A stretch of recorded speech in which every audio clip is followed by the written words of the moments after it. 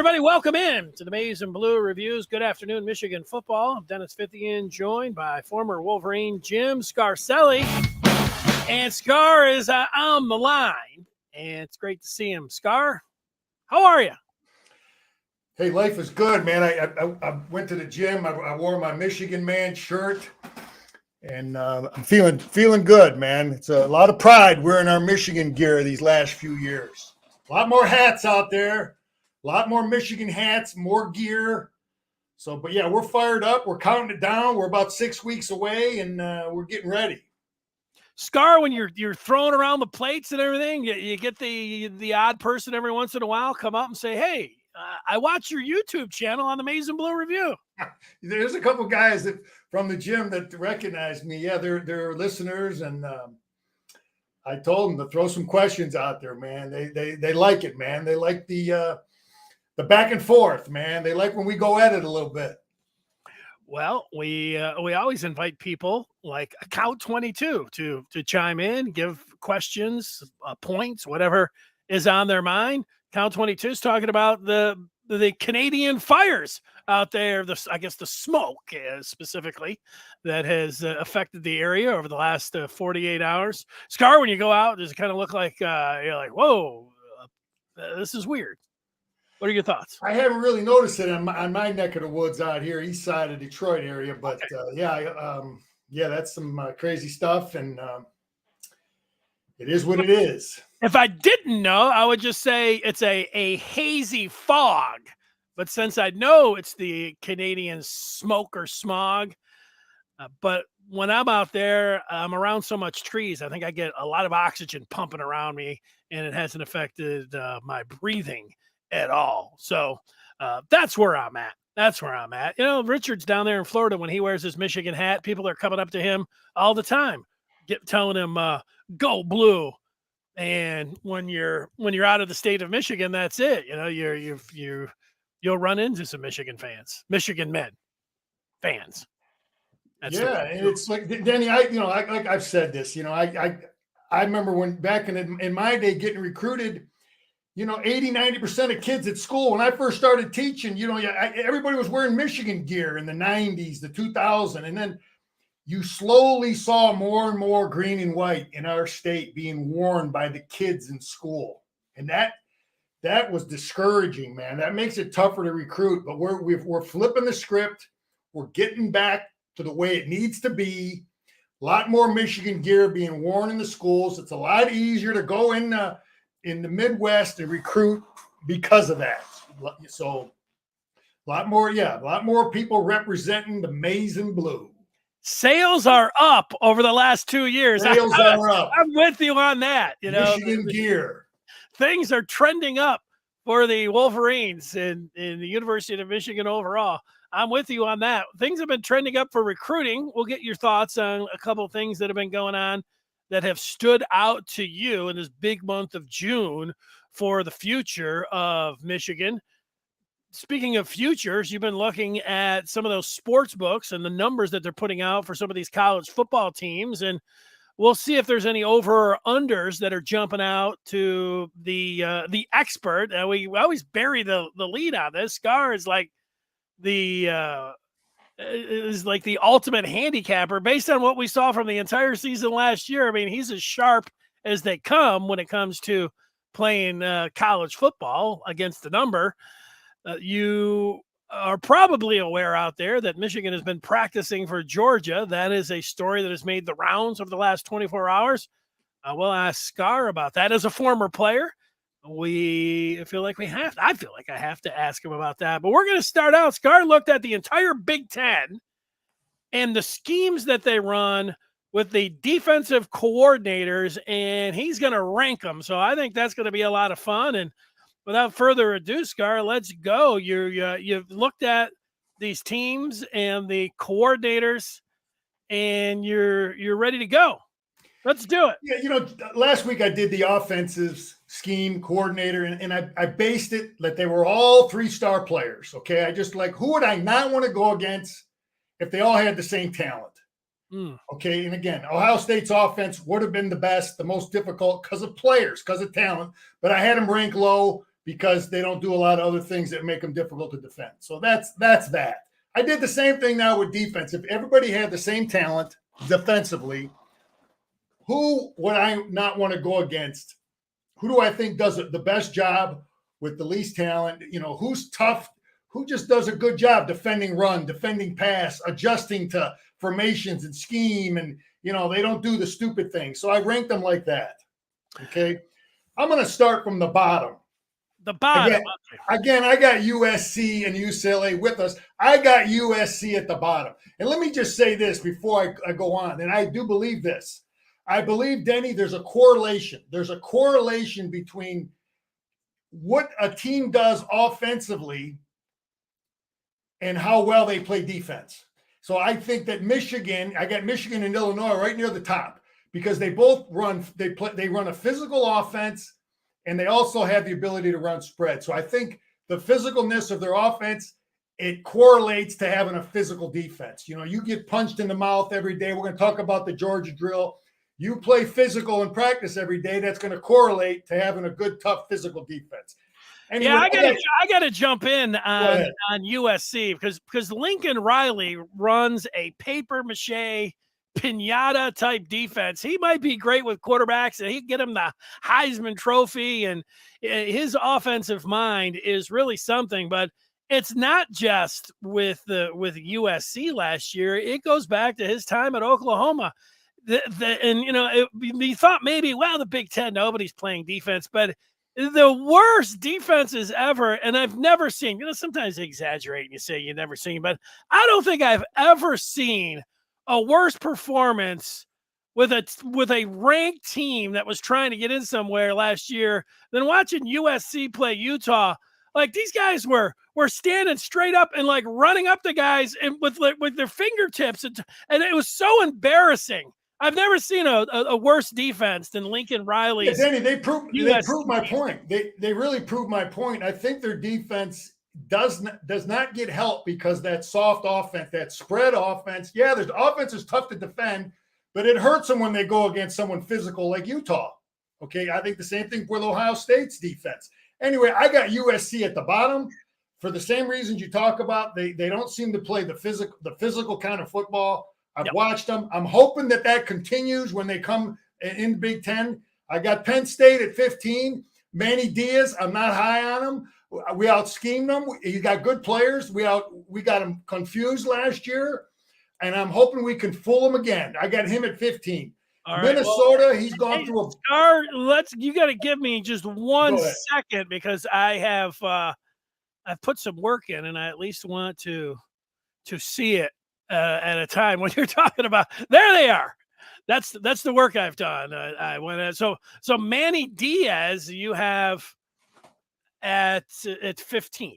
Yeah, I don't have him high because Michigan offensively against Penn State, that was our best offensive coaching performance, I think, all year against them. We just fooled them, we confused them, we schemed them, we had them outmanned. They were not lined up right. We made it real easy for our players. We got good players too, but it was beautiful, and they were confused. And I as a former coach, I'm like, man, that's the worst thing you want ever as a defensive coach, to walk off the field and you didn't get your kids lined up right. And anyway, I'm hoping that continues. And that's why I got him low. He looked better against some other teams, but Michigan and Sharon Moore, we had his number. So let's hope that I got him at 15.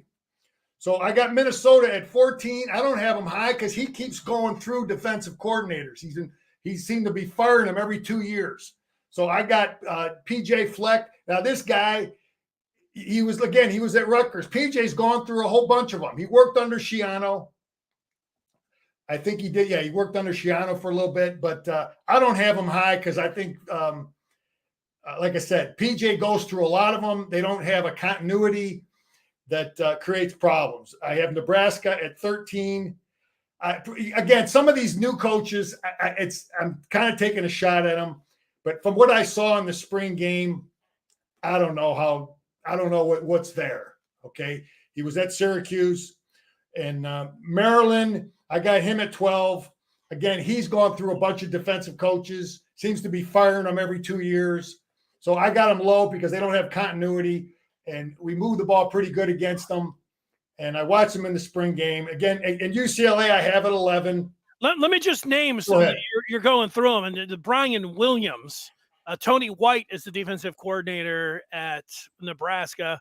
Brian Williams is the DC from Maryland. I put his profile. I thought it was an interesting resume that he had, because the Brian Williams, the DC there, he started out as a longtime high school DC for a decade, not as a head coach, and then moved to Florida State as a defensive analyst, and then a player relations director before going to UAB as a linebacker coach, and then Maryland, a linebackers coach, defensive line coach, and now from a co-defensive coordinator to now a defensive coordinator.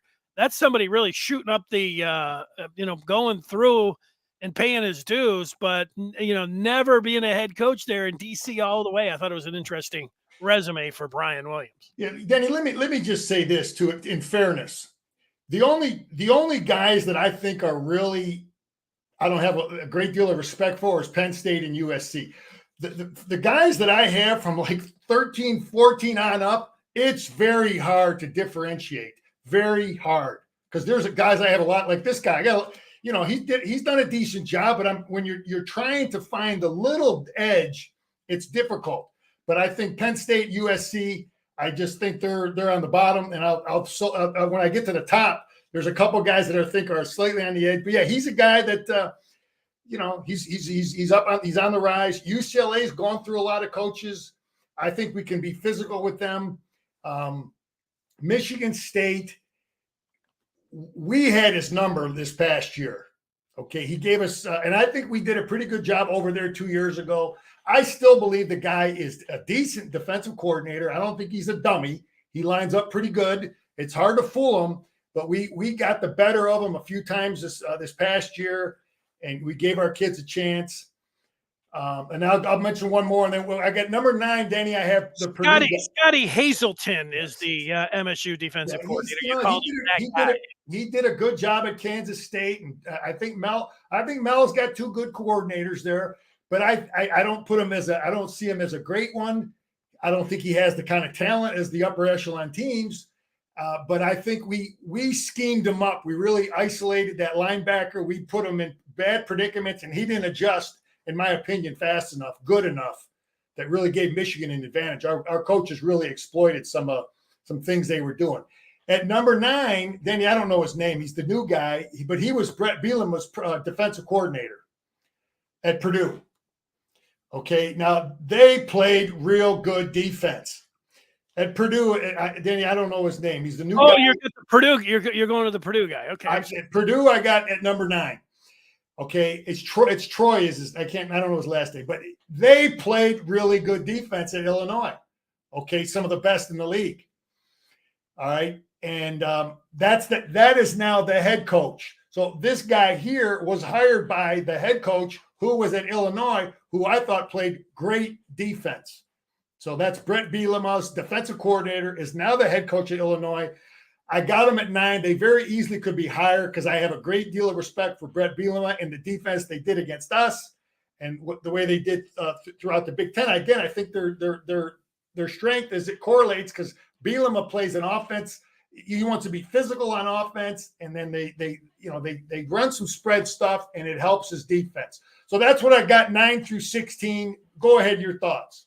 Yeah, Kevin Kane came over from Illinois, where he was the associate head coach, and now he is the defensive coordinator for Purdue, also with linebackers. Yeah, a lot of guys here. You've some of them you haven't heard of, because some of these guys are taking over with obviously first year head coaches, and so you're going to see a lot of that as Scar goes through them.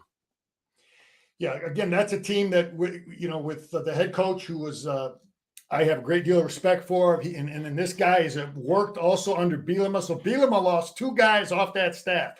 So at number 8, I have Northwestern. Pat Fitzgerald has played great defense. He was a former linebacker.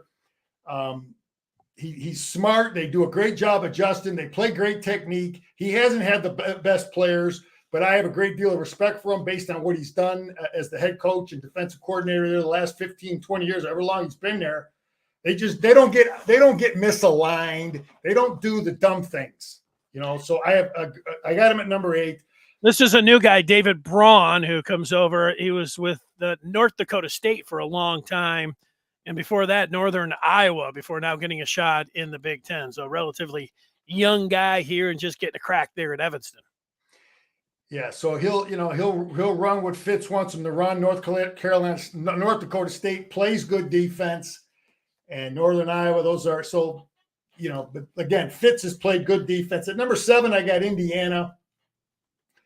I don't even know who their defensive coordinator is, but I'm basing it on the head coach. Tom Allen is the old defensive coordinator when Kevin Wilson was the head coach, and they have just played. Again, he doesn't have great talent, but we don't fool him. We don't get them misaligned. They don't beat themselves. He's a hard guy. They play real good technique, good run defense. Doesn't have the best players, but he's not a dummy. So now these are the guys there. You did a great job getting these new guys in there. So he's got a guy who was at Cincy,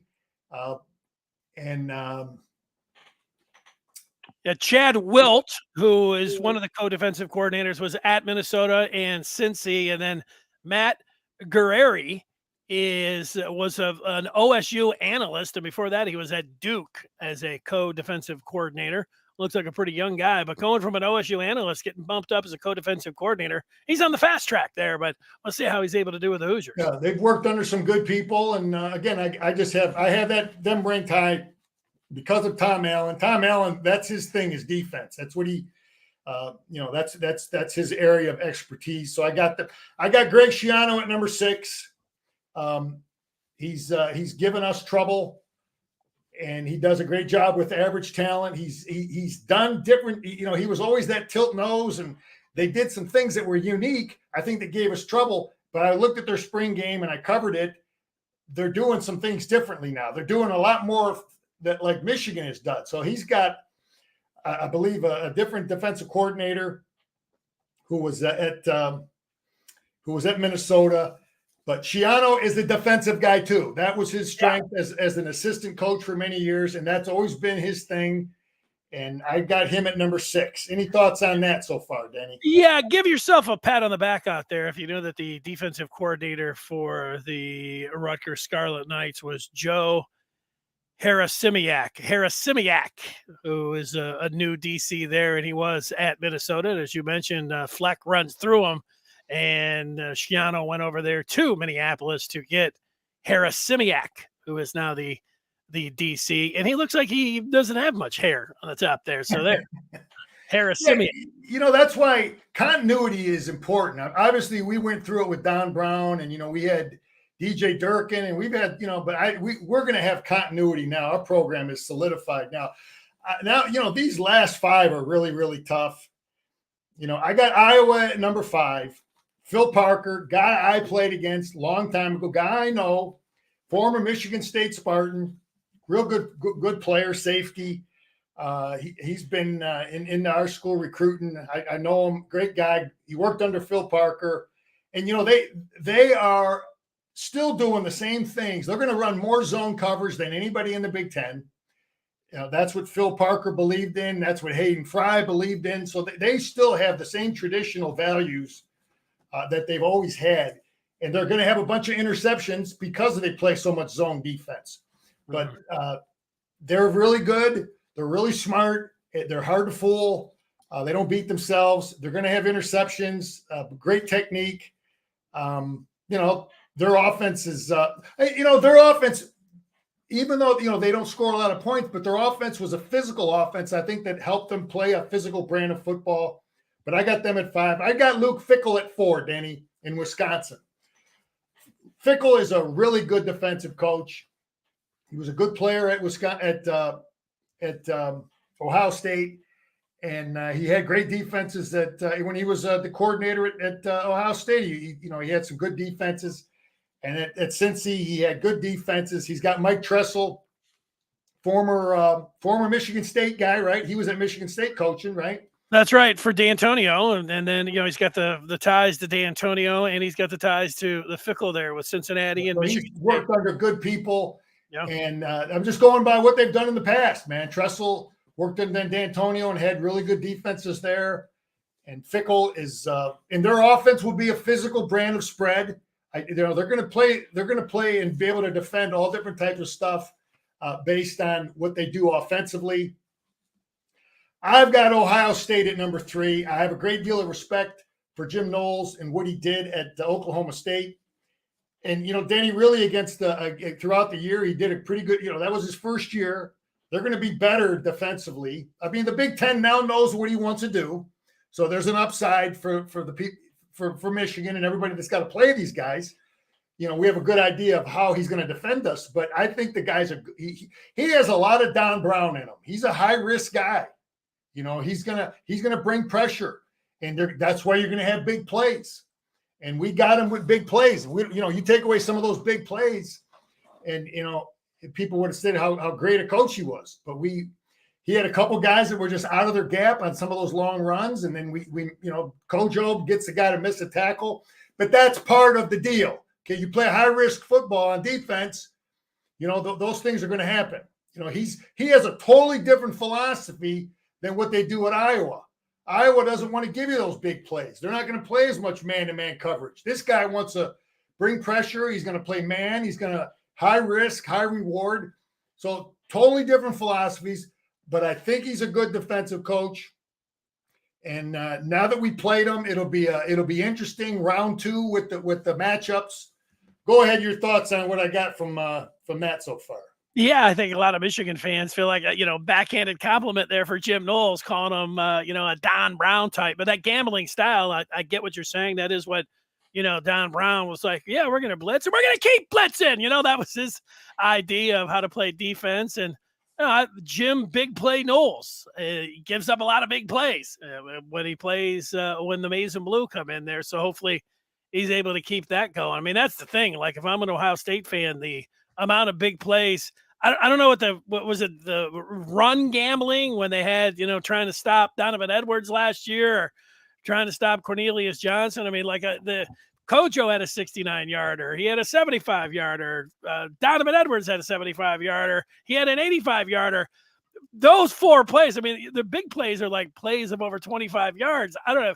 69, 75, 75, 85, man. I'd be going crazy if I was an Iowa. Yeah, I mean, you got the 2 Donovan runs, Danny. He just had a linebacker out of his gap. It was really, really just poor by the linebacker, and then the missed tackle on Kojo. But again, he doesn't have safety help. Those are high risk deals.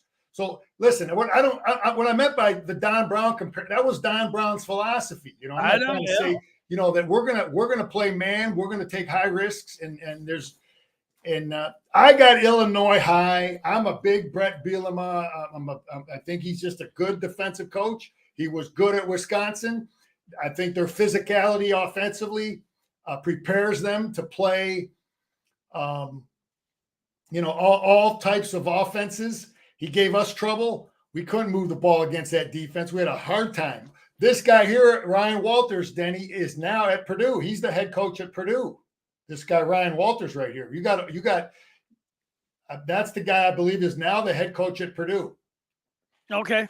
So that's the guy that did a great job for Bielema, and who's now. That's why I might have Purdue rated a little low, but again, I think Illinois' offensive scheme helps them play and defend all type of people. Bielema plays good technique. We didn't get them misaligned. They're smart. I got Michigan number 1, man, because I think that we adjust really, really well. We don't get fooled. Now look at TCU. They had our number, man. We had problems. Okay, that was the only game really all year that we were just, people got us. It was a terrible scheme for us to defend, but for the most part, we are a complex defense. We give people problems. We don't let people get comfortable. We play good technique. We play a lot of guys. We rotate a lot of guys. We don't play tired. We don't have the dumb penalties. We're not hitting quarterbacks late. We're not hitting guys out of bounds late. And I think we have a good mix of zone, man. People don't know what Michigan's going to do. You just really don't know. You play them, you line up in a certain formation. You don't know what you're going to get from Minter. And that's the same thing with when McDonald was here. So that's what Michigan is now, is we are a complex. And I'm going, hey, look, we've won. Okay. You got to reward the people that won. So we've been good and we played good defense. People might say I'm a homer, but we proved it now these last couple of years. Yeah, number 6 overall in the country in defense. I mean, you could look, Iowa and Minnesota ranked higher when you're just looking at the numbers, but the way, if you can't take out the TCU game, but you do look at the whole enchilada, and the way that the Michigan defense came out in the second half, whatever they adjust all game long, but specifically you could just look, they were fabulous in the second half for the majority of the season. So these guys, a lot of that speaks to coaching with them doing that with their co-defensive coordinators, Minter Klink, Jesse Minter and Steve Clinkscale. It's called that way. By the way, the new defensive coordinator for Illinois is Aaron Henry for Brett Bielema. So. Yeah, so I just think we do a good job adjusting. We play really good technique, and we keep guys fresh, and we just do a good, overall good job, man. We can defend all types of schemes, and that's a sign of a good defense. You don't want to be the guy that can just defend the spread people or just defend the physical, 3 tight end guys. You got to defend everything, and that's a sign of a good defensive coordinator. I was a young defensive coach. I was good against certain things and weak against other things. That's not what you want. You got to be good every week. You got to be good 12 games. All 12 games, you better know how to get your team prepared and lined up properly to defend all the different schemes. Yeah, I was impressed by this staff with the taking over with Minter and Clinkscale as the co-defensive coordinators for McDonald. McDonald leaves, and at this time last year, you can go back and listen to the podcast. I was saying, look, it's going to have to be the offense. It's going to be, leading the way, because the defense, you just lost way too much production when you're thinking about Aiden Hutchinson, who went number 2 overall in the draft. David Ajabo would have been a first rounder if he didn't get hurt after the season. And, Dax Hill, replacing him as well. It was going to be difficult to do, but Michigan not only replaced them, they had more sacks as a team, they had more TFLs as a team, and they allowed fewer points. I mean, they did a better job, and nobody was predicting that was going to be the case. No, Danny, I predicted they were going to be just, because I knew what we had coming in. I knew our scheme wasn't going to change. It was like going from McCartney to Moeller to Carr. You got a system now. Ain't nothing changing now. We got, nothing's changing. We have a system, and we are what we are, and we don't rebuild, we reload. We got guys waiting in the wings that haven't played a ton that people are going to see. You're going to see more of Derek Moore now. He's going to blossom this year. McGregor, we know those guys are going to have great years. Some of these guys that just were like nickel dime, piecemeal, got a few reps here and there, they're going to have great years this year. You watch. I love it. You keep going, Scar. I'll just sit back. I like when you start. I'm fired up about the defense, because there's nothing out. We're just hitting it on all cylinders. But again, our offense helps our defense. So these guys that you want to run spread ball like the Buckeyes and have trouble against the physical stuff, that hurts your defense. So you got to do things. Again, I saw in Ohio State's not dumb though. I saw their spring game. They were running a lot of Michigan's offensive stuff. Okay, so we talk about the Georgia drill. I guarantee you the Buckeyes are doing a hell of a lot to prepare that team to beat Michigan. And a lot of it might be putting in a lot of Michigan's offensive formations and plays to help their defense. So that's what smart coaches do. They probably got a Michigan period just like we do. Having a Buckeye period, whatever the hell we got. Buckeye period, practicing for the Dogs. You're talking about it. Been a piece that people have been discussing over the last 24 hours, where Michigan now has a beat Georgia segment in practice. Bruce Feldman breaking that out, and everybody are running with it. And any surprise that Michigan, this is a team that is not on the schedule. So this is saying that, what is it saying to you? What's it saying that Michigan has a beat Georgia segment in practice right now? Danny, I think every leader of any kind of organization, if you're running a restaurant, you're running whatever it is, a sales force, you're selling cars, you want to emphasize something if things aren't going good, or if you want to be the best, a mindset. And if this guy's the top guy across the street out selling you, whatever it is, you're going to do something. You're going to emphasize something with your employees. We did the same kind of thing 40 years ago. Okay, Coach, we had a terrible year, 1984. We went 6-6. That spring, we had a red and green period. I can't remember if they called it green and scarlet. We lost to Michigan State and Ohio State, but we had a period during spring ball, and it was mainly a conditioning thing, but it was called the red and green period. They just beat the heck out of us from a conditioning standpoint. It was right blended in with the middle of practice. And it was to emphasize Michigan State and Ohio State as we went through spring football. Okay, Jim has dedicated and said, listen, Georgia's been the best team in the country, right? They've won the last 2 national championships. We got to get to that level, right? So he's a leader, just like any other leaders try to, motivate their people.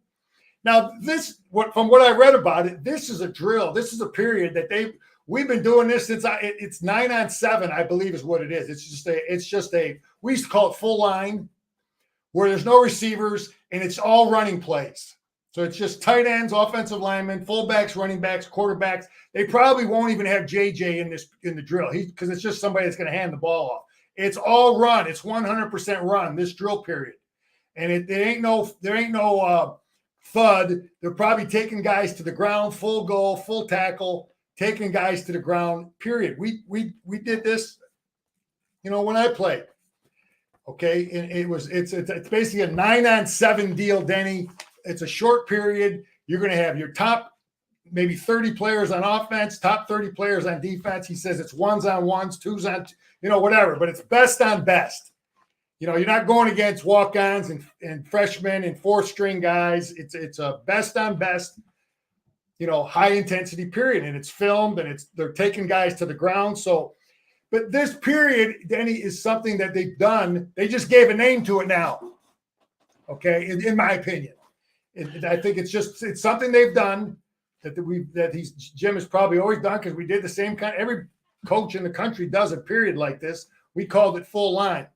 Anyway, they gave a name to it just to elevate, find a way to elevate the intensity and emphasize that, look, we're going to stop the run. We're going to run the football. We got to stop the run. That's why we're putting this name on this period, because they want to emphasize that we couldn't run the ball. We want to be as good as Georgia. We got to run the football. We got to stop the run.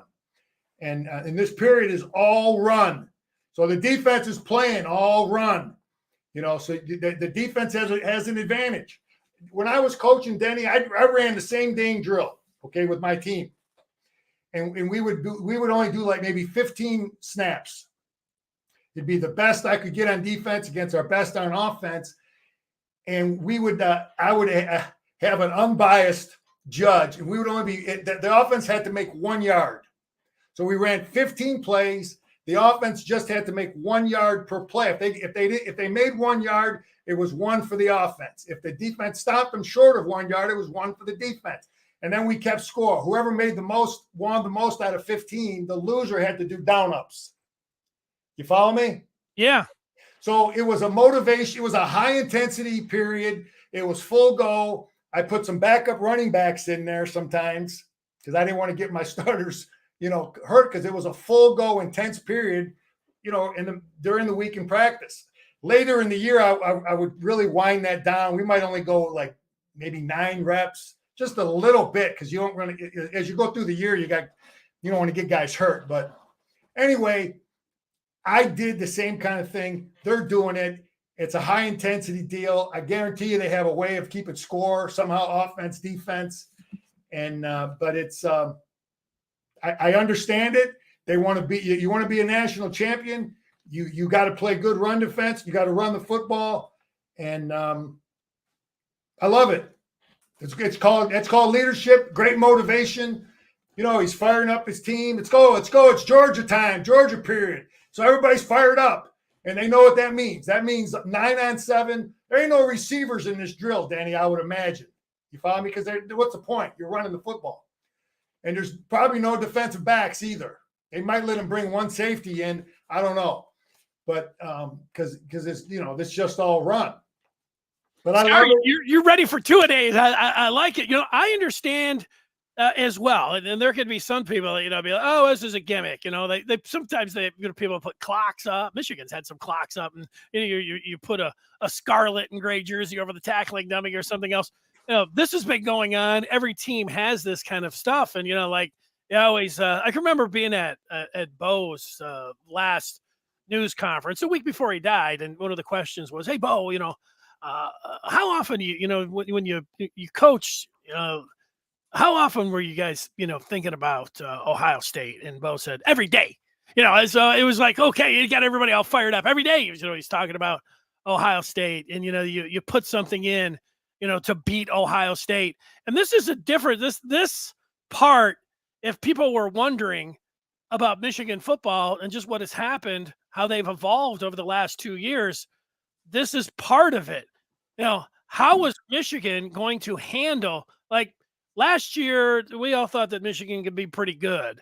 But if you really were asking, say, hey, can Michigan line up and can they play against Alabama? Can they line up and play against Georgia? Now that they were able to, finally get by Ohio State, and most people would say, they have a shot, but I don't know. Georgia's just like the talent.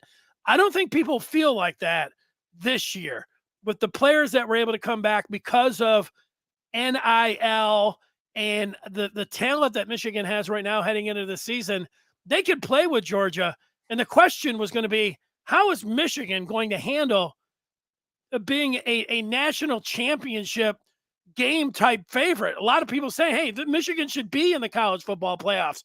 Michigan should be in the national championship game. Michigan can win the national championship game. And Jim Harbaugh, I think to his credit here, this is not like this is saying, look, we're putting something in because we're expecting to be in the national championship game. And hey, you know what? There's a lot of different ways you can say, hey, you better just take things one at a time. You can do all of that. But everybody's got Michigan's number now, and the expectations are different. People think, Michigan can win it all this year. And to me, this is an answer like, well, how's Michigan handle it? They're handling it by practicing for it. Yeah. I mean, this is, I don't call it a gimmick. It's called motivation, man. It's great leadership.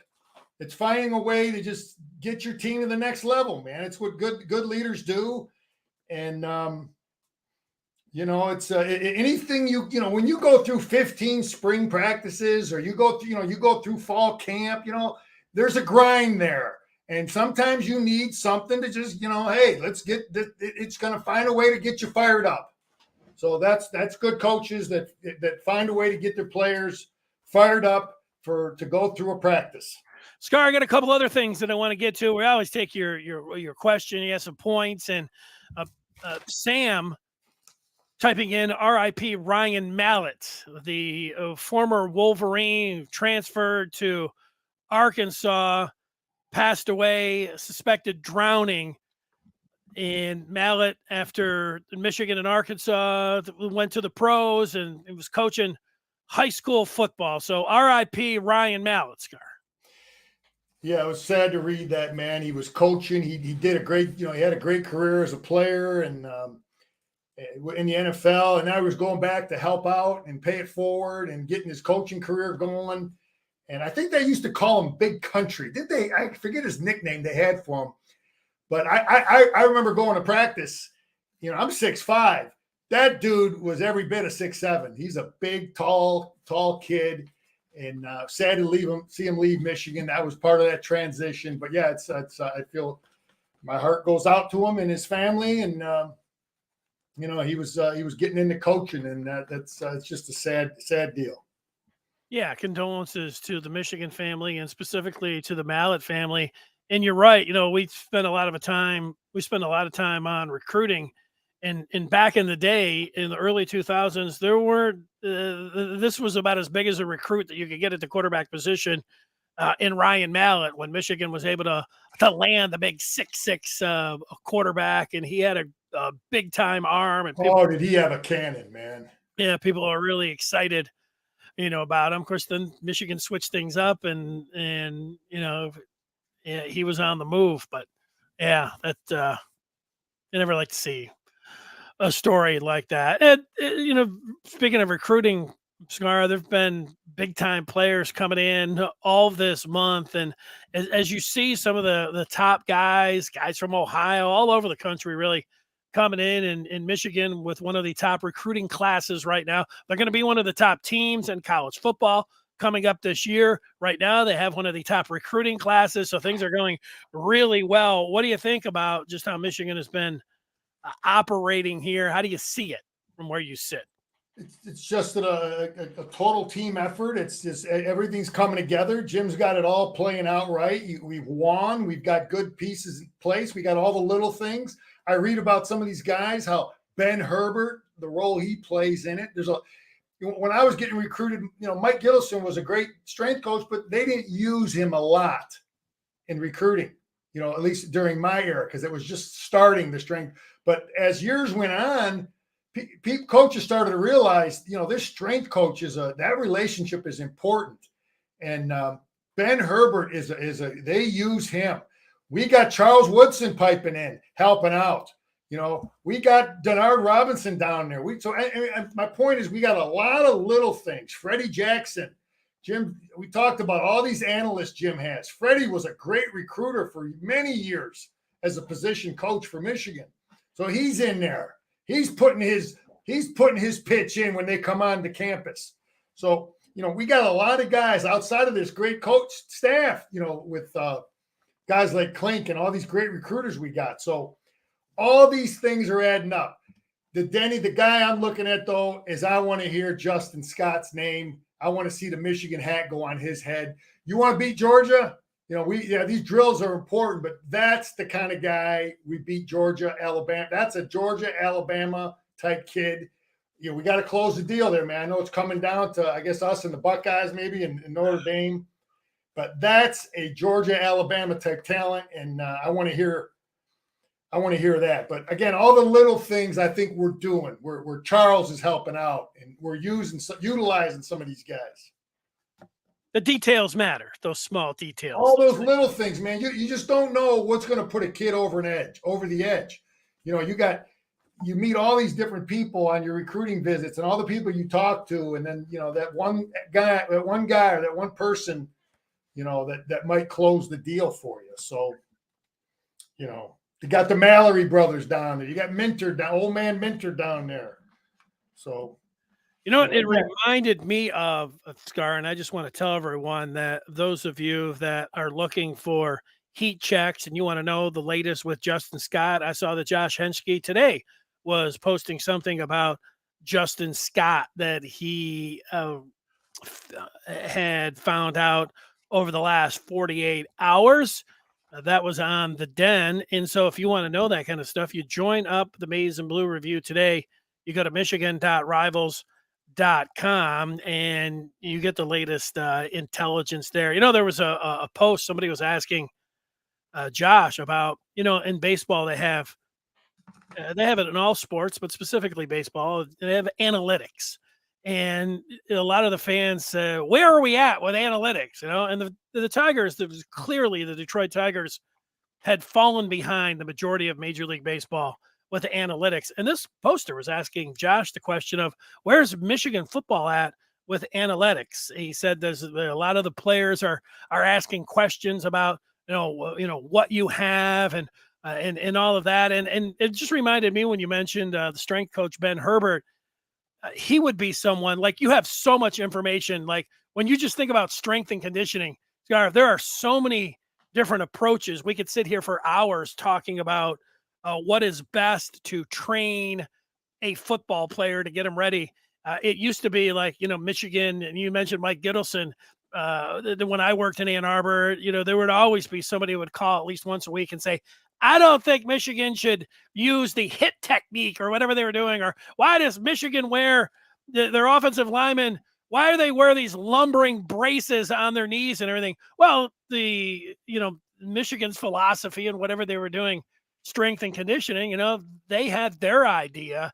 And where you're at now with all the different information and how you are using that is going to be very important to have somebody be able to tell everybody, what they're doing with nutrition, what they're doing with exercise, what they're doing with weightlifting to get all these guys ready. And that all matters. These kids want to play pro football, and they meet and let me just say this too. I've met every strength coach that Michigan has had since it's their first strength coach. I met them, shook their hand, talked to them, had a conversation with them. Okay, I'm not going to get into any of them guys in between Gittleson and Ben Herbert. I'm not going to talk about them, but let me just say this. When you shake Ben Herbert's hand and you have a conversation with him, okay, there's a difference there between some of them other guys in terms of if you're a recruit, because he just has a presence about him, and I think it matters. Those things matter. All that stuff matters, when you're trying to close the deal on a kid, man. So we got the right guy there. Jim went out and got the right guy. He stole him from I think Illinois or Wisconsin. I don't know where the heck he got. I think he stole him from. I can't remember where he got him from, but he's good. He is good, and you don't have to know anything about strength and conditioning. You just listen to the players. The players, they're always mentioning him, and you better your players better be mentioning the strength and conditioning coach, because if they're not, then you have a problem. And it seems like he does have that kind of relationship. Yeah, I mean that position, just like position coach. Yeah, you got to have a knowledge of an understanding of strength and developing strength and running and agilities on, but. The guy understands motivation. I think he gets those kids motivated, when they come down there to train. I think that's something that guy better be a great motivator. Scar, if I was motivated to spend some of the money that I have in my account to put on the futures of college football, when I look at some of the numbers, I'm tempted to take the over on Michigan, which is 10.5. Because I think they're going to win 11 or 12 games. I feel really good about that. So I would go over on the 10.5, but sometimes you feel like, man, maybe you're a little bit too close to it. Michigan is the team that I follow the most, but I liked Michigan over last year, and I think it was 9.5. I thought that was stealing. I have a policy that I never bet for or against Michigan, but I've broken it a couple times. So, that looks like a very attractive number. Are there any other numbers that are jumping out? Yeah, let me just say this, Danny, this is kind of off the subject, but if someone told me what's going to be more difficult for Michigan, winning those 5 road games, okay, or beating Ohio State at home, in my opinion, winning those 5 road games will be more difficult than beating Ohio State home. I just want to say that. I believe that. I firmly believe that. Those 5 road games, we got to be ready to roll. So that's that. I'll tell you a pick I like. I like Indiana. They're at 4 wins. Okay. I think they're going to get 4, no problem. I think they're going to have 4 wins. So if they get 4, it's a push on your money. But they got a good chance of getting 5. So I like Indiana getting, over 4 wins. Okay. So if they win 4 again, it's a push. I'll tell you a team that USC, they got them at 10. Okay. I think, again, they got a great quarterback, but that team is so quarterback reliant. That kid gets any kind of injury, they got problems, and they run the heck out of them. I've already got my bet in. I got you under on USC not winning 10 games. Denny, I'm going to tell you, East Carolina coming into Ann Arbor, getting 36.5. East Carolina is not a joke team. They had a really good quarterback last year. That coach is a good coach. I think that's a lot of points. I think it's too many points. Jim will roll the score up, though, on people. That's one thing you got to look at on those big numbers. He's not afraid to hang 50, 60 on you if he can. But I just think that's a lot of points. So those are some picks I have now. I like Indiana over 4. And let me just say this, wrapping up the Georgia in the colors and we did the red-green period when I played. Yeah. Every year, Denny, when I was playing, we had somebody paint the whole building all the different rooms with different new art every year. And I think they're doing, that all that stuff matters. You got Michigan State over here, beat Ohio State over here. So it's just pictures and paintings. I had that stuff all over our weight room too, and coaches do that stuff. So it's all over the facility so that guys, no matter where they go and they take a piss, man, here's beat Ohio State or something. You got it everywhere, constantly reminded. And that's something that's all over that Michigan football facility. That's called just being a great motivator. Get your people constantly thinking about it. Yeah, I feel like breaking in, Michigan's in the Schembechler Hall and going in the John stalls and writing over the toilet paper, Michigan State's game plan and putting an arrow right there, man. Let's go. That's what we think of the Spartans. That's it. That would be my tactic, but that would be more, trying to make fun of MSU than anything else. Let me just finish on this. As I was going through these defensive coaches, one thing I'm thinking about, Iowa is no longer going to run the traditional stuff they've been running. Wisconsin is no longer 3 tight ends. You know who's left in the Big Ten to run with a bunch of tight ends? That leaves Michigan.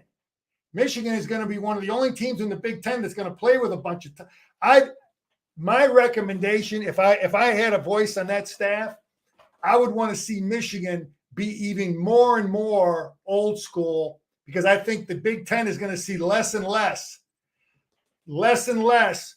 of doing a good job defending the fullbacks and the tight ends and the 6 offensive linemen. So that would be my suggestion to Jim. As all these other guys are going away from it, let's be more and more unique. So when they got to play Michigan, it's like, oh, hell, we don't see this stuff from anybody. Matt Rule, I think, though, is Matt Rule showed a little bit in his spring game with some fullback and some tight ends. So anyway, that was my observation watching these, thinking about these defensive coaches. Well, it's funny how things have changed, because when Harbaugh first came in, everybody was really excited. How is he going to do everything? And then it was working. And then when they lost to Ohio State, the JT Barrett play, then it was like Harbaugh needs to bring his offense into the 21st century. He needs to get rid of all the tight ends and forget about the fullback. And I think Harbaugh was like, okay, I don't know, like we always say they, but I think it was like everybody kept saying it. And I think he's like, all right, you want one of these modern offensive coordinators, whatever else? I think that his idea was like, I'm going to turn the keys over to somebody else and see if they can. Well, he did, he went out and he got Josh Gaddis, who worked with Saban, but Saban had a physicality to his offense still. And so Jim has they meshed it. Okay. We ain't all just spread. No. We've meshed the spread abilities in the quarterback RPO game and the quarterback keep, and he's blended the physicality with the spread. So there's a lot of Stanford in what we still do. It's just some different formations. The tight end is now, instead of a fullback, he's got a tight end, another tight end that goes in motion, does the same stuff as a fullback. So a lot of stuff that Jim did is still there. And another thing about that period, Denny, I know I'm going here. Some of the things you do as a coach, you got that Georgia period, whatever the hell it is you want to call it. Sometimes you put in actual plays for some of your best opponents. I did that as a coach, and I put in the 2 top teams on our schedule. I put a couple plays in that were just designed for them, that would help my defense, or I thought it would help our offense. It was just designed for like 2 people. Sometimes you do that as a coach, to try to get your team, so you are like Bo said, you are working on your main opponent every day in practice, because you put these plays in that are specifically designed to stop them or help your defense. Say every day like Bo would. Every day? Bo, every day. This is Michigan. We're going to practice like Michigan every day. Scarcelli! I can see it. I can hear that one. Get over here. Scar, fabulous job, man. I'm ready. Everybody's ready. It's we're getting ready to flip the calendar. July, June, it's like, wow, it's way too far away. And then July, you've got the month where then you can get into it, where then you can start talking about it. However it works to get you to August. And, August, when you get the 40 days away, you got practice. And then a little bit before that, you got the coaches' meetings in Chicago where you hear them talk, and that does get the juices flowing. So we're taking the turn a little bit here. We're peeking around the corner, and we can see the start of the college football season. Yeah, it's coming close. The players are, not much hitting going on, but they're getting their minds right. There's a lot of conditioning. Scar, if you're ever in Northeast Georgia, I'd love to talk to you. I've been to Georgia many times, been to the ATL. I've been to Athens wearing our Michigan gear and just talk football. I'd love to talk football anytime. He says, if not, I'll just wait for my Thanksgiving invitation. All right. So, well, yeah, you should take him up on that. Jason, I wish I could remember what the spot was. I drove to Florida a couple of years ago, and on the way back, we stopped. Whatever it was, probably just a little bit off of 75 in northern Georgia before you got into the mountains. But it was a beautiful little town, and we stayed in an Airbnb. And right out back there was a train that was running. But it was an awesome spot there in northern Georgia. So yeah, you should take him up on that. Hello to William. William, you should be watching this all the time. We are here talking about Michigan football. And so if you like Michigan football, this is the show for you. Going to be a great year, Denny. We're fired up. The Wolverines are ready, and we are ready, and we'll get into we'll evaluate another position group maybe next week. We'll figure something out. Sounds great. Scar, have a great week. We look forward to this upcoming Wednesday when we talk with you again. All right, Denny, go blue. There he is.